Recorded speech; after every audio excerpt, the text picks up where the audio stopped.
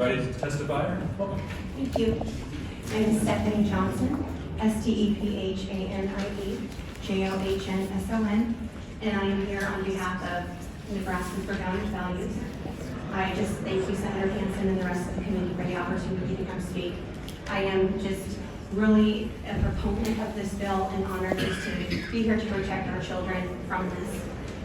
According to Reuters.com, that was published in 2021, the number of children ages 6 to 17 identified with gender dysphoria has quadrupled, and that was from 2017 to 2021.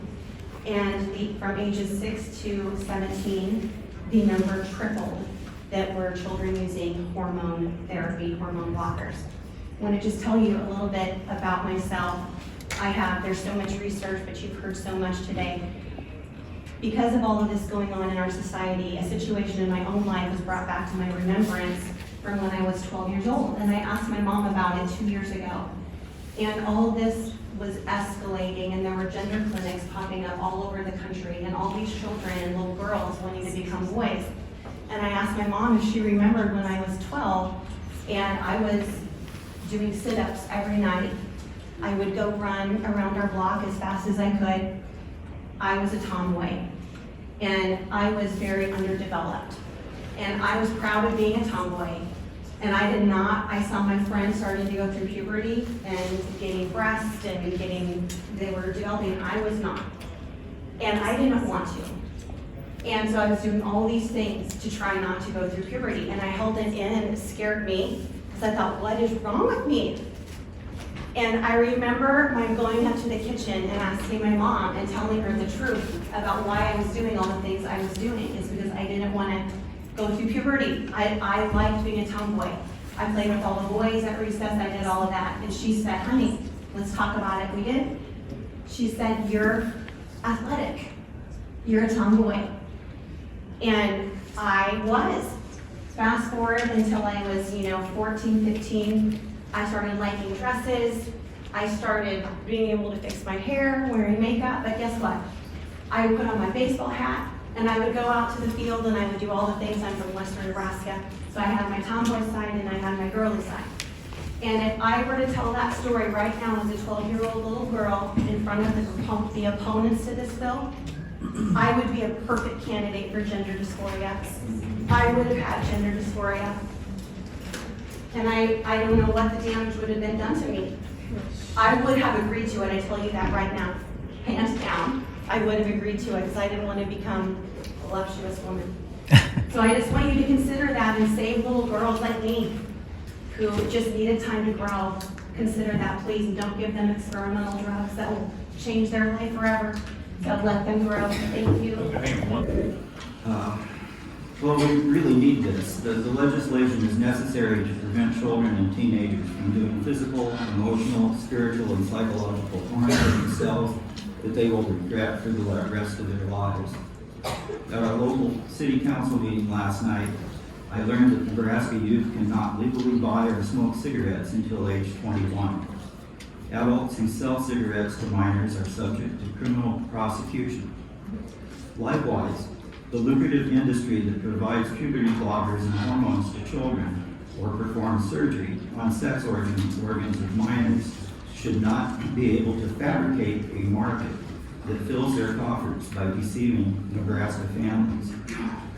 Legitimate gender dysphoria is not a new thing, but the fad for teenage girls to mutilate their bodies this way is a new thing. A century of extensive research revealed that only 1 out of 10,000 children suffered from gender dysphoria. That's like finding a needle in a haystack. If you tried to lift 10,000 pennies, you would feel the weight of 55 pounds. Compare that to the weight of just 1 penny. That's the ratio we're talking about here. True gender dysphoria is extremely rare. 100 years of scientific research has shown that when you do find a case of truly natural gender dysphoria, it's almost always a small boy. And that boy has a 70 to 90% chance of just naturally growing out of it. But we now face a craze for up to 30% of teenage girls reported in a single class to seek self-worth through gender transitioning. In the past decade, university hospitals offering these services to minors have sprung up all over the country, including Nebraska. Do no harm. The overall marketing of this social phenomenon appears to be systematic and lucrative for many industries. I've seen books for small children in my hometown rural library that would groom little girls to become victims of this social phenomenon. Do no harm. Social media has fueled this craze for teenage girls. Paul, Yes. red light kicked on. Sorry. Sorry, Okay. no. Well, you know my position. Yeah, this is good. I appreciate it. Glad we could hear from You you. can So read through it. let's wait a second just to make sure there's any questions from the committee. Seeing none, thank you very much for coming. Families. And we definitely need this bill. I'm going to walk away from my testimony because you've heard it all today. But I want to encourage you in the fact that our children are the future of this nation.